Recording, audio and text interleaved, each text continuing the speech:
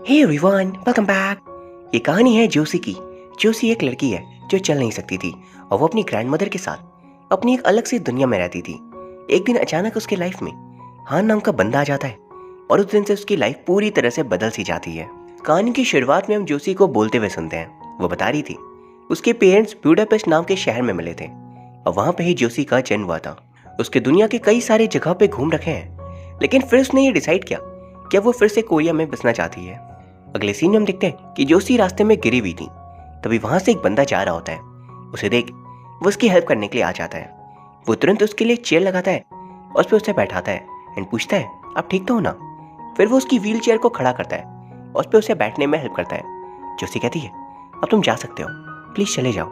जोसी की wheel chair operable थी and जोसी खुद से उस व्हील चेयर को कंट्रोल कर भी सकती थी, लेकिन वो देखती है कि उसकी व्हील चेयर खराब हो चुकी है। ये देख हान पास के शॉप में जाकर एक आंट से पूछता है क्या वो छोटी वैन ले सकता है। वो आंट उसे वैन रेंट पे दे देती है एंड हान जोसी को उसके ऊपर सवार कर उसके घर तक ले आता है। घर पहुंचते ही जोसी की ग्रैंडमदर उन दोनों को देख लेती है एंड उसकी ग्रैंडमदर पूछती है आखिर हुआ क्या। जोसी बताती है कुछ घटिया लोग उसे टीज करे थे एंड इसी कारण से वो गिर गई।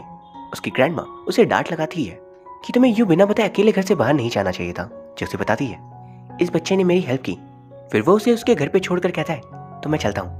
तभी उसे जोसी रोकती है एंड कहती है खाना खा कर जाना। तो हान रुक जाता है। फिर जोसी खाना बना रही थी एंड जब वो हान को खाना देती है तो हान काफी सहमा सहमा सा होकर खा रहा था। जोसी कहती है घबराओ मत, इसमें जहर नहीं है। और ये बोलकर वो अपने रूम में चली आती है। खाना खत्म करने के बाद हान वहां से निकल जाता है और हमसे कहता है आज मैं पहली बार उससे मिला था एंड मुझे एक बहुत अलग सा एहसास हुआ। अगले दिन हान यूनिवर्सिटी पे क्लास कर रहा था एंड वो एक 3rd ईयर का स्टूडेंट था। क्लास खत्म होने के बाद वो ब्रेक के लिए कैफे की तरफ जा रहा था। तभी उसकी दोस्त यंग उससे बात करती है। उनकी बातों से हमें पता चलता है कि हान के सेमेस्टर एग्जाम्स अच्छे नहीं गए थे, इसलिए उसे थोड़ी और मेहनत करने की जरूरत है। फिर वो कॉफी पी रहा था कि तभी उसकी नजर जोसी की ग्रैंडमा में पड़ती है एंड अगले सीन में हम देखते हैं कि वो उनकी हेल्प करता है उस सामान को घर तक ले जाने में। इसलिए वो उसे खाने के लिए रोक लेते हैं एंड हान दीवार पर लगी फोटो को देखकर पूछता है ये है कौन। जोसी बताती है वो मैं और मेरे फादर है, मेरा जन्म बुडापेस्ट में हुआ था। जोसी के फादर एक अंग्रेज थे और उनकी मदर कोरियन। तो हान पूछता है तो अपने फादर जैसी बिल्कुल नहीं लगती। वो कहती है हाँ मैं अपनी मॉम पर गई हूँ। अगले सीन हम देखते हैं हान एक कैफे पे पार्ट टाइम जॉब करता है। वहीं एक उसकी दोस्त यंग उसका वेट करी थी एंड काम खत्म करके वो फिर उसके साथ पब चला जाता है। वो फिर यंग को बताता है कि ब्रेक के वक्त पे वो जब कॉफी पी रहा था तब उसे वो आंटी दिखाई दी और वो उनकी हेल्प करने से खुद को रोक भी नहीं पाया। हान कहता है कि फिर उस लड़के ने मुझे बच्चा कहा। हान यहाँ पे जोसी की बात करा था। हान यंग से कहता है कि अगली बार जब मैं मिलूंगा उसे तब मैं उसे बच्ची बुलाऊंगा। यंग कहती है कि वो आंट रिसाइकल होने वाले कबर्ड को अपने साथ ले जा रही थी, यानी उन लोगों की फाइनेंशियल सिचुएशन ठीक नहीं, उन लोगों को काफी प्रॉब्लम्स होती होंगी रहने में। हान कहता है मुझे ऐसा नहीं लगता क्योंकि उनके पास खुद का घर है, खुद का यार्ड भी। आखिर खुद का घर बहुत ही कम लोगों के पास होता है। यंग उसे कहती है कि उसने एक बार सोशल वेलफेयर पे वॉलंटियर किया था और वहाँ पे लोग बहुत अच्छे होते हैं, वो लोग डिसेबल्ड लोगों की नीड्स को फ्री में अवेलेबल करवा सकते हैं। एंड अगले सीन हम देखते हैं हान को रेगुलर काम करने के लिए हैम्पर मिला था। उस हैम्पर में खाने का सामान होता है तो उस हैम्पर को जाकर जोसी को देता है। क्योंकि उसे खुद खाना बनाना नहीं आता था तो उसके पास ये सारी चीजें वेस्ट हो जाती। तो वो जोसी से कहता है प्लीज तुम रख लो क्योंकि मेरे पास वेस्ट ही हो जाएगा। वो कहती है थैंक यू ये वेस्ट मुझे देने के लिए। वो फिर कहता है मेरा वो मतलब नहीं था। फिर जोसी उससे बिना कुछ बोले जाने लगती है। तो हान कहता है तो फिर मैं चलता हूँ। वो कहती है रुक जाओ बच्चे, खाना खा कर जाना। एंड हान अंदर चला आता है। फिर जब जोसी खाना बना रही थी तभी हान कह देता है ये कैसी बच्ची है। जोसी कहती है प्लीज मुझे दोबारा ऐसा मत कहना। एंड हान डर कर तुरंत माफी मांगता है। फिर वो उसके बारे में कुछ पूछता है एंड आज उसे जोसी का नाम पता चलता है। वो उसे पूछता है कि तुम फोन क्यों नहीं यूज करती हो। एक्चुअली जोसी के पास टेलीफोन था लेकिन अब तो स्मार्टफोन का जमाना आ चुका है। खाना खाकर वो चला जाता है एंड अगले दिन हम देखते हैं कि हान जोसी के घर पे उसके व्हील चेयर को ठीक करने की कोशिश कर रहा था। जोसी कहती है तुम सिर्फ इसे ठीक करने आए हो इतनी दूर से। वो कहता है मैं इसे देखता था, इसके मोटर पे प्रॉब्लम थी और मैं मोटर से रिलेटेड पढ़ाई कर रहा हूँ, इसलिए मैंने सोचा शायद मैं हेल्प कर सकूंगा। लेकिन वो कहता है ये मेरे समझ के बाहर है। इसी बात पे जोसी कहती है फिर आज खाना नहीं मिलेगा। फिर वो उसे साइड पे रख के विस्की की बॉटल लाने के लिए कहती है। उसकी स्मेल बहुत ही अच्छी आ रही थी एंड उसे बॉटल्स को भी उसकी ग्रैंडमदर ने रिसाइकलेबल्स की जगह से उठाया था। फिर वो हान को अपने साइड वाले रूम पे ले जाती है एंड वहाँ पे और भी खाली बॉटल्स थे। वहाँ पे बहुत से बुक्स भी थे एंड उन बुक्स को भी जोसी की ग्रैंडमदर ने ही ला रखा था। उन बुक्स को पढ़कर जोसी टाइम पास किया करती थी। हान उन बुक्स में से एक स्टिकर निकालकर सामने की दीवार पे लगा देता है और उस पर अपना नंबर लिख देता है एंड कहता है अगर कभी भी मेरी जरूरत हो तो प्लीज मुझे कॉल कर लेना। एंड अगले सीन में वो एक बुक स्टोर में था और एक बुक ढूंढ रहा था जिस दिन हान जोशी से पहली बार मिला उस दिन जोशी उसकी बुक को लेने के लिए जा रही थी, पर कुछ बुरे लोगों के कारण वो व्हील चेयर से गिर गई, इसलिए वो उस बुक को नहीं ले पाई थी। एंड इसीलिए वो उस बुक को लाकर जोशी को दे देता है। एंड हमें पता चलता है जिस बुक को जोशी ने हान से मंगवाया था उस बुक के लीड कैरेक्टर का नाम भी जोशी है, और उस कैरेक्टर को देखकर जोशी ने खुद का नाम जोशी रख लिया था। अगले सीन में हान अपनी क्लासेस खत्म कर लौट रहा था, तभी उसे जोशी का कॉल आता है। जोशी उसे कहीं ले जाने के लिए कहती है एंड वही व्हीकल रिपेयर शॉप पे जाती है। वहाँ पे वो हान से कहती है प्लीज चोई नाम के बंदे को अंदर से बुला लाओ। तो हान अंदर जाकर चोई के बारे में पूछता है। चोई आकर कहता है क्या हुआ? हान कहता है क्या तुम ही चोई हो? चोई कहता है हाँ। पर क्यों, तुम्हें मार खाना है क्या? हान उसे तुरंत जोशी के पास लेकर आता है एंड वहाँ में पता चलता है चोई जोशी का बेटा है। फिर लौटते वक्त हान जोशी से कहता है तुम उस इंसान को खुद का बेटा क्यों बता रही थी? जोशी बताती है वो मेरा बेटा ही है, वो एक ऑर्फन था, बचपन में ही उसके पेरेंट्स ने उसे रास्ते पे छोड़ दिया, फिर मेरे फादर को वो मिला एंड वो उसे घर लेकर आ गए और मुझसे कहा कि मैं उसकी देखभाल करूं, तो मैं खुद को उसकी मॉम मानने लगी। फिर वो कहता है कि तुम्हारी ग्रैंडमदर ने कहा था कि तुम भी एक ऑर्फन ही हो, क्या ये सच है? जोशी कहती है झूठ है, ग्रैंडमा सिर्फ तुम्हारे दिमाग के साथ खेल रही थी। फिर हम देखते हैं कि यूनिवर्सिटी के ग्राउंड में हान बैठ के अपने लैपटॉप पे कुछ काम कर रहा था, तभी यंग उसके पास आती है। हान अपने टीचर के लिए थीसिस लिख रहा था। यंग आकर उससे कह रही थी तुम हमेशा उस टीचर के कहने पर उसकी मदद क्यों करने लग जाते हो, वो टीचर बहुत गंदे हैं। इसके बाद हान जोशी के व्हील चेयर को लेकर चोई के पास गया था उसे ठीक करवाने। वो दोनों खाने के लिए बैठते हैं और वहाँ चोई उसे सच बताता है कि वो और जोशी दोनों ही ऑर्फन्स हैं और ऑर्फनेज में 7 बचपन बीता है उनका। वो बताता है कि जब वो 2 साल की थी तब उसके पेरेंट्स उसे इंशान पुलिस स्टेशन के पास छोड़ गए थे। चोई को मॉम जैसी वर्ड से बहुत गुस्सा आता था, इसे जोशी ने खुद को उसकी मॉम बताना शुरू कर दिया ताकि चोई के अंदर से वो गुस्सा कम कर सके। चोई बताता है जोशी बहुत अजीब है, वो किसी भी स्टोरी को पढ़ती है और उसके जैसी खुद को समझने लगती है।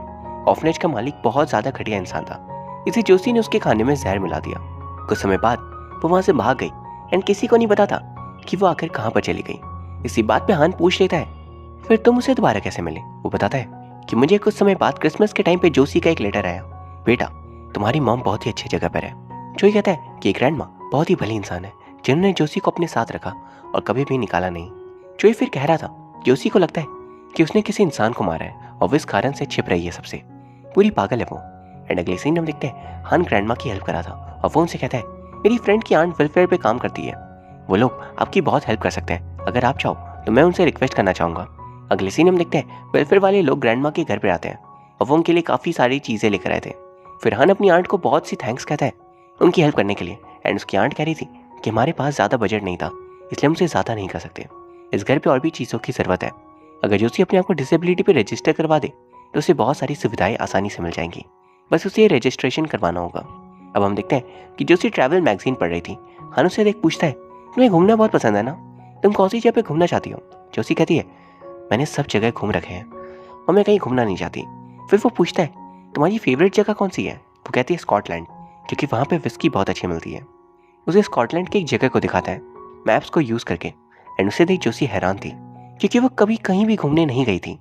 इवन उसकी बूडापेस्ट वाली कहानी भी एक झूठ होती है जो उसने किताबें पढ़ के खुद को यकीन दिलाई थी। वो यहाँ जोशी को ही देखता जा रहा था, ये बात जोशी समझ जाती है। फिर वहाँ पे हान से मिलने यंग आती है। यंग को क्या, यंग के कहने पे आंट ने यहाँ पे जल्दी से काम करवाया था। फिर यंग उसे मिलकर कहती है कि अंदर जो लेडी बैठी थी वो जोशी है ना, वो तो बहुत ही यंग लग रही है, मुझे लगा था कोई आंटी होगी। फिर हम देखते हैं कि यंग के जाने के बाद वो जोशी से बात करने जाता है, लेकिन जोशी ने अपने रूम की गेट को बंद कर दिया था और वहां से कहती है यहाँ से चले जाओ और दोबारा कभी मत आना। हान उससे बात करने की कोशिश करता है और वो सीधा कह देती है कि दोबारा यहाँ मत आना। अब हम देखते हैं कुछ समय बीत जाता है एंड क्रिसमस का दिन था। हान और यंग एक रेस्टोरेंट पर डिनर कर रहे थे। वहाँ उन दोनों की बातों से हमें पता चलता है हान ने एक कंपनी पे इंटर्नशिप ज्वाइन कर ली। वो बहुत कोशिश कर रहा है किसी तरह अच्छी जॉब उसकी लग जाए। वहीं पे यंग उससे पूछती है हमारे बारे में क्या मुझे सोचना चाहिए या फिर मैं छोड़ दूं? हान के पास इसका कोई भी जवाब नहीं था। एंड अगले सीन में हम देखते हैं कि हान अपने कंपनी के मैनेजर के साथ बैठा हुआ था और मैनेजर उससे कह रहे थे कि पता है तुम्हारी जॉब लग सकती थी, लेकिन प्रोफेसर यॉन ने अपने पावर का यूज किया और तुम्हारी नौकरी वहां नहीं लगनी थी। पर आखिर उन्होंने ऐसा क्यों किया होगा तुम्हें पता है? हान को इस बात का कोई आइडिया नहीं था, लेकिन उसने प्रोफेसर यून के ऐसे करने को अपने दिल पे नहीं लगने दिया। वहीं फिर हम देखते हैं कि हान बस स्टैंड पे बैठा था, तभी वहां पे एक लेडी उससे मिलने आती है। वो वन ऑफ दी हेल्पर में से एक थी जिसने जोशी के घर पे सामान लेकर दिया था वेलफेयर की तरफ से। वहां से पूछती है जब से वो ओल्ड वुमेन की जान गई है तब से हम सभी रेगुलरली वहां विजिट करते हैं जोशी को, उसकी हेल्प करने की पूरी कोशिश करते हैं। हान हैरान होकर पूछता है आप कहना क्या चाहते हो? वो लेडी बताती है हाँ, उस घर पे जो ग्रैंड माँ रहती थी वो अब नहीं रही एंड इस बात को हुए लगभग 1 महीने बीत चुके हैं। हान तुरंत वहां से जोशी के घर भाग कर जाता है एंड फिर वो जाकर जोशी से मिलता है। जोशी वहां उसे बताती है कि वेलफेयर वाले हमेशा आकर उसकी हेल्प कर देते हैं, उसे कोई भी सामान की जरूरत होती है तो वो उसे दे देते हैं।